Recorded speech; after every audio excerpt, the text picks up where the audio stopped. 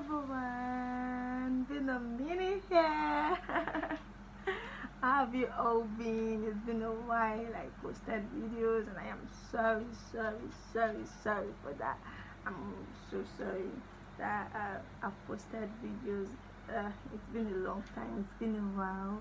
Like, how do I even explain this? At some point, I didn't know what to post, and at some other time, I'd gotten topics to post or talk about, but I didn't even know how to articulate them or build up on them. It was just like that.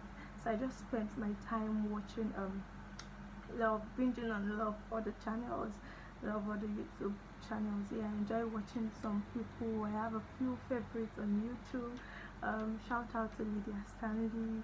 I love her channel. I love how I love a lot of things about a channel and about herself. About Lydia Stanley. Yes, I love a lot of things about her.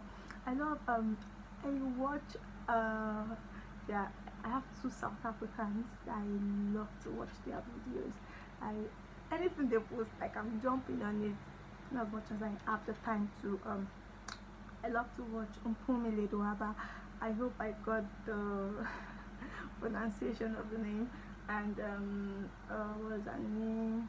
Mpumi Ledwaba and Kabelo Mohale. I love these two women of faith. I love people who are audacious about their belief and how they go about it.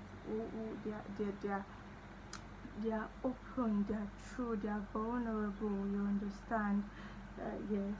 So I love those people so much.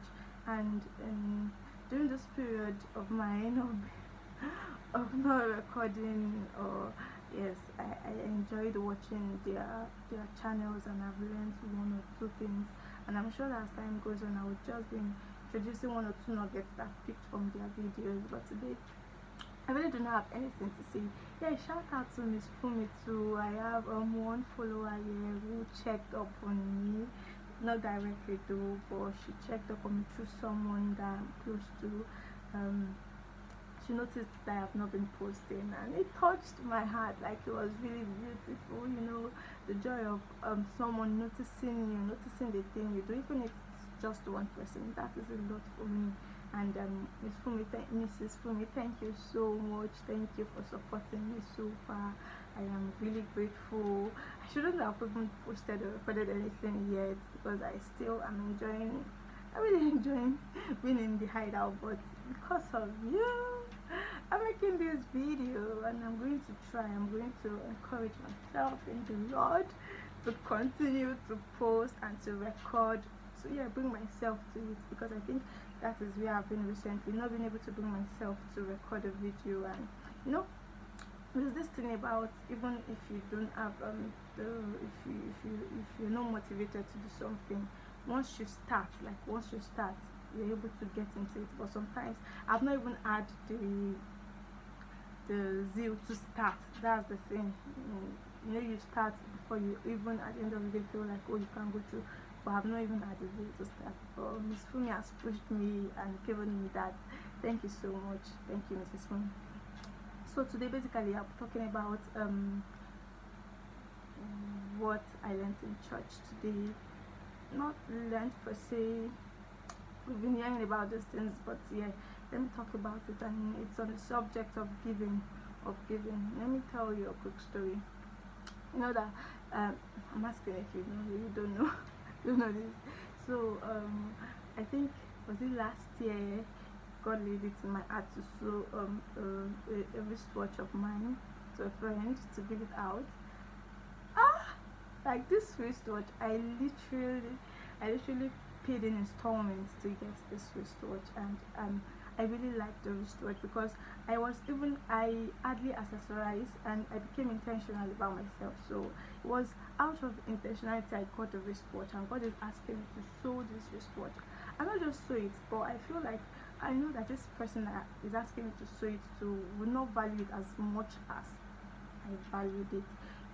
It's one thing for you to give to someone who is in need or who wants something. It's different when you give someone wants something, yeah, the person appreciates it. But when the person needs it, like it serves a purpose, it meets a purpose. And I like giving to meet people's needs. Actually, personally, I like giving to meet people's needs.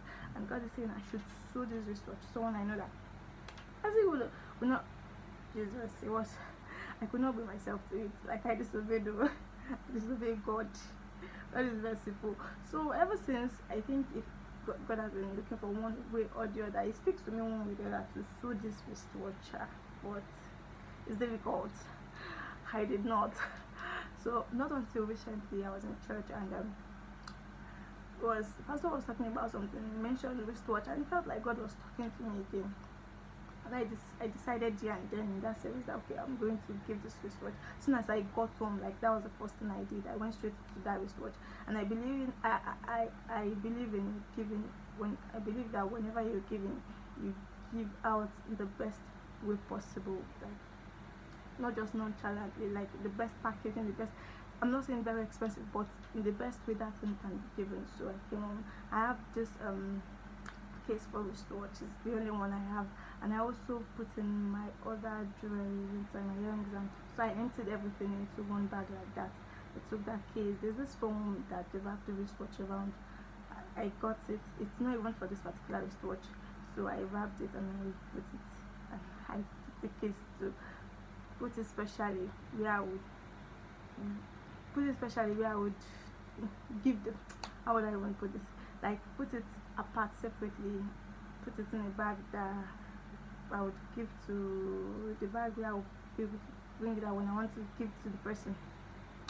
Yeah. And I took the wristwatch and set it apart separately. I was taking the wristwatch to set it up after kissing it to set it apart specially. Then I heard it clearly, like God told me to keep it, and I'm like, keep what? Something that I've packaged. Like Satan, get it behind me. This time I'm obeying God. And God is like, no, I'm talking to you. Keep it. I want you to keep the wristwatch. And I'm like, really, God, you want me to keep this wristwatch? He says, yes, keep the wristwatch. Then God reminded me. Still in that sermon, the pastor talked about Abraham and Isaac. When God asked Abraham to sacrifice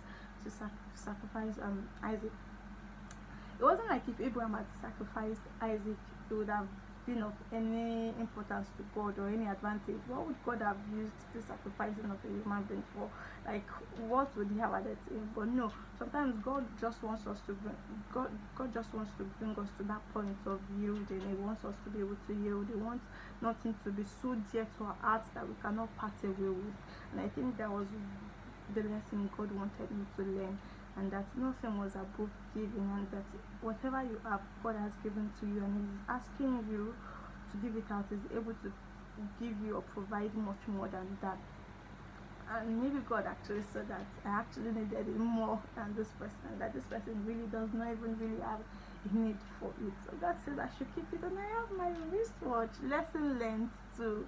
I learned my lesson, and I'm glad to have obeyed. And yeah, so giving sometimes can be really difficult, and in this world where sometimes people are discouraged from giving because of the aftermath, some people have given, and at the end of the day it didn't end up well, it didn't end up.